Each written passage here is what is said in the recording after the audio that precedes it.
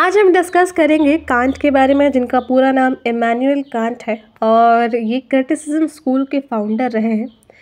ये मॉडर्न और contemporary philosophy के बीच का एक ब्रिज है और डेविड ह्यूम इनके लिए एक इंस्पिरेशन है। क्यों? क्योंकि इन्होंने कहा कि डेविड ह्यूम ने इनकी नींद उड़ा दी और इन्हें रैशनलिज्म प्लस एम्पिरिसिज्म का एक कॉन्सेप्ट मिला, जिसको मिलाकर बनता है क्रिटिकल फ़िलॉसफ़ी, जिसको क्रिटिसिज्म भी कहते हैं।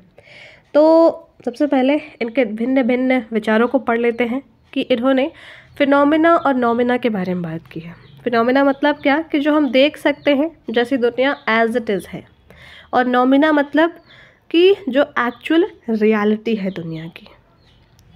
अब इसमें कंफ्यूज नहीं होना है, थोड़ा कंफ्यूजिंग साउंड कर रहा है, लेकिन इसका अगर सरल शब्दों में मतलब समझे तो फिनोमिना मतलब कोई भी एक रियल इंसिडेंट हैपन हुआ, और नोमिना मतलब हमारे माइंड ने उस इंसिडेंट को कैसे इंटरप्रेट किया, यानी हमारे माइंड ने उस इंसिडेंट को कैसे समझाया कि ये इंसिडेंट वो नहीं है जो दिख रही है, बल्कि ऐसा है जो कि हमारा माइंड हमें मन ही मन कहकर बता रहा है विद आवर ओन थिंकिंग। ठीक है, समझ में आ गया।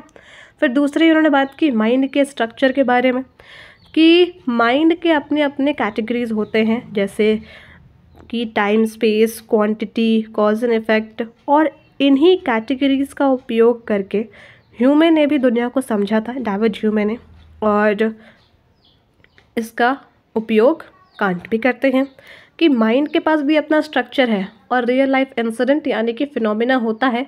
तो माइंड का स्ट्रक्चर, जैसे कि माइंड की अपनी एक बनावट होती है, उस बनावट में जब ये इंसिडेंट की इन्फॉर्मेशन जाती है तब माइंड अपना भी थोड़ा बहुत कुछ काम करता है, फिर अपना ही एक अलग जानकारी हमें देता है, थोड़ा मॉडिफाई करके, जिसको बोलते हैं नोमिना। तो आई थिंक माइंड का स्ट्रक्चर और फिनोमिना नोमिना दोनों यहाँ पर हम समझ चुके हैं। फिर उन्होंने बात की है ethics, duty and moral law के बारे में। इन्होंने ये कहा है कि कुछ ऐसे काम करो, या किसने? कांट ने, कि वो यूनिवर्सल लॉ बन सके। ऐसा नहीं है कि आपने कुछ ऐसा किया जो एक के लिए अच्छा हो, अच्छाई करनी ही है, मोरालिटी आपको फॉलो ही करनी है, तो अपने डिज़ायर्स, इच्छाओं से ना करें, बल्कि इस बात से करें कि ये मोरालिटी सभी के लिए फ़ायदेमंद है।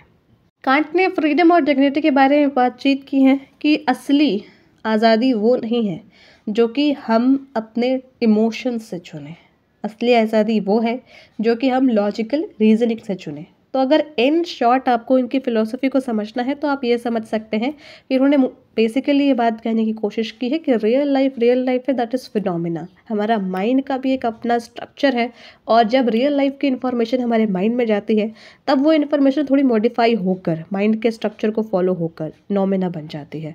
उसके बाद असली आज़ादी लॉजिकल रीजनिंग से है, और मोरालिटी ऐसा करो जो सबको फ़ायदा हो।